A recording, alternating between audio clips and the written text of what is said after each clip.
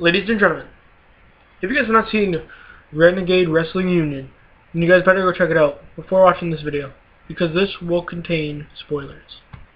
Also, if you guys have not seen CCE Emergence Day, I really encourage you to watch that before watching this, because it will contain spoilers as well. Alright guys, so let's jump in to the RWUTV Episode 2 review, and then right after this we are going to jump in to CCE Emergence Day. And you see both of these events were really good, one after another. Beautiful, beautiful call weekend. It was awesome, guys. And I have to say, RWU really delivered on this one, as well as CCE Emergence Day. And I'm not just saying that because I was in it. I'm just saying that because it was a really, really good show, and we got a lot of feedback from you guys. So, how RWUTV 2 kicked off was basically with a match between Kevin Perez and Bo Ring. Now, Bo Ring is this huge, big guy that would scare any human being, but the name kind of throws it off, guys. I'm sorry to say. A lot of people are giving you hate about this because his name is Bo Ring. I would change it up a bit, guys, but either way, it was a pretty good match. Kevin the Kid ends it off with the KDKO, and then he does some sort of promo basically saying that he's no longer a kid, and Kevin Perez is going to be doing it his own way. And I thought this was a really good promo. Nice mic skills by Kevin Perez, aka Showtown Champ, or KDK. And then we had the Swedes going against the Drive-Up Brothers. Now, these are two of the most dominant tag teams, I would say, in the RWU division. I really liked this match. I found it was really good. And then, of course, guess who came out? At the end, the Transcend Wolves, after the Swedes won once again. The Transcend Wolves attacked them brutally, and then Devin Surefire again comes up to the ramp and says, Robin, you have 1 week. So if he's not there by next week, will we see a return of Robin Storm? We'll see. Then it really surprised a lot of people when Zayden Morgan approached the ring, and he said that RWU had to pretty much hire him for this night. Well, not hire him, but basically make him a special guest because they have no talent there. And this was kind of pissing off a lot of people in the chat, even though it was bull. But it made it really good, and I really enjoyed that Zayden Morgan was there. And then we had Damian Marasco taking on the one and only Brandon Delacroix. Now, this was a really good match, back and forth. Delacroix got pins, Damian got pins. Just a really good back and forth action by these two. And how it ended was, again, Damian Marasco beating the crap out of his competitor with the curve stomp and beating with the chair. Then we had the rematch from the week before, Matt Walker taking on my friend Antonio Crisis. Now, again, really good match, back and forth again. Really good matches in this RWU TV edition. Matt Walker came in as he really wanted to take out Antonio Crisis. Antonio Crisis was doing really, really well. He was close to the victory, but sadly,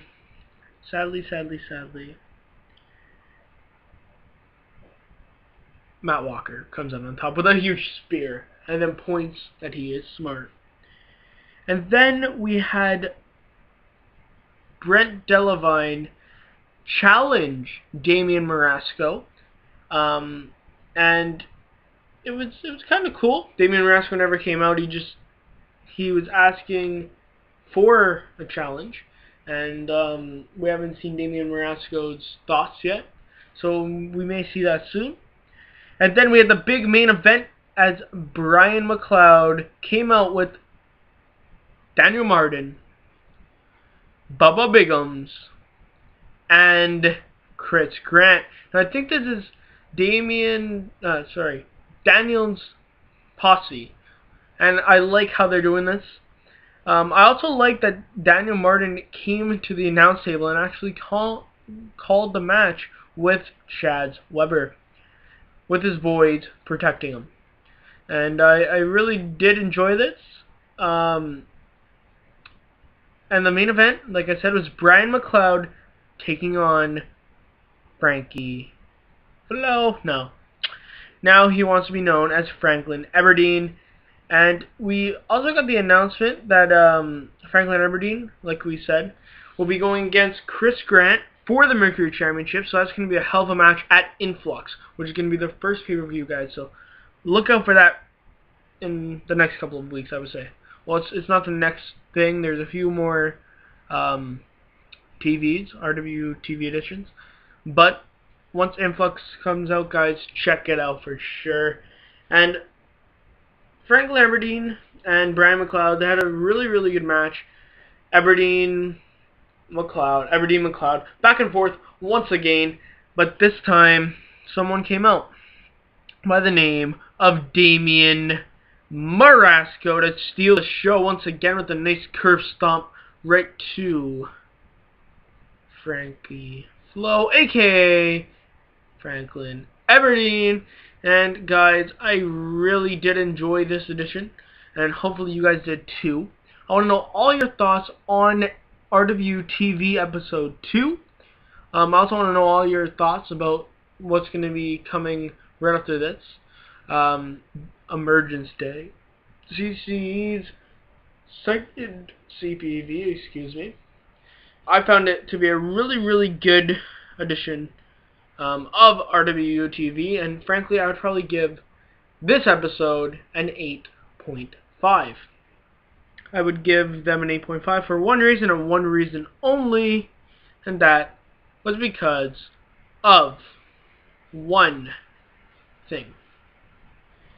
They kept showing the same guy in the crowd because, I don't know. But either way, the ending, Damian Marasco, well, basically everybody all the boys beat him up, grabbed the chairs and beat him completely. At least he was going to. That's when Damian Marasco came out, wanted to go hit Chris Grant, but no, it's Franklin Everdeen, and this ended the show. And honestly, guys, it couldn't have been better. Thank you all for watching. Hopefully you guys have enjoyed this video. If you guys did, leave a like, leave a comment. I'm joking, I'm not done. It's all Emergence Day right now. Emergence Day, ladies and gentlemen. They delivered. CCE delivered. Creative Entertainment delivered when one person merged. And guys, I'm not just saying that because I was part of CCE. I'm not just saying that because I was part of CCE's Emergence Day. I'm saying that because it was a hell of a show. I mean, they kicked it off with Garfield Wentworth taking on Kellen Stash, and as we all know, Garfield is an asshole and will stop at nothing to keep that championship, and that's exactly what he did. He low-blowed the one and only Kellen Stash, and he did much more things that I'm not going to talk about, but Garfield Wentworth stopped at nothing. And then we had a double debut match between Butch and Joshua Phoenix. Now these two went back and forth, and I love Joshua Phoenix. He's an amazing, amazing competitor, and he was a perfect addition for CCE, and he came out on top. Now, I think that they can do much things with these two. Many things, excuse me. Many things with these two. Maybe many things with a lot of other people, and I think that Joshua Phoenix is going to make it big in CCE. And then we had a match that no one saw coming. Another double debut match between AC Arthurs, yes, AC Arthurs is in CCE, and Alex J. Eric, who is also now in CE. A hell of a match. Probably one of the best in CAW history. And it was a double debut match, which means we're going to see them almost every week, and I cannot wait. We also had a match between Amaka Faiza and Desmond Cruz. Now these two wanted to show how good they truly are, as Desmond Cruz again came on top. And then we had the North American Championship match between two hated rivals, Brandon Young and Zayden Morgan. Now these two absolutely hated each other. They even came out with weapons. Brandon Young came out with a kendo stick, and he sure as hell used it on Zayden. And Zayden came out with Astrid Willow with a beautiful bat in his hand. And he beat him down. He beat Brandon with it. These two stopped at nothing. One went through a barricade and hardly ever got back up. These two stopped at nothing until that bell rung for the second time. Brandon Young was beaten defenseless as Zayden Morgan picked up the victory and is now the North American champion. And then we saw the main event of the evening. Now over the time, Ace Whistler and Travis Jones, they got taken out, but by who? We still didn't know. However, we saw Desmond Cruz get paid off from the one and only that wanted in. Yes, you know who it is. The man that they just showed. The one with the hat. The one that people are calling LeBron James for some weird reason. Anyway. Yes. Dion Diamond paid off Desmond Cruz to take out Ace Whistler as well as Travis Jones. And this actually helped. Because as Easton Angeles and Chris Andrews went for the championship in a one-on-one match, all Dion needed to do was go jack the title and get into his limo. Exactly what he did, as Easton Angeles picked up the win against Chris Andrews. Now Easton is known as a CCE champion, but you see, due to Dion has the championship, it's going to be hard to get it off of him. And this left everybody in amazement, including me. So, not because of my judgment, but because of people that I've been talking to on Twitter, at least my CCE Twitter is at CCE Jake Evans, so guys check that out.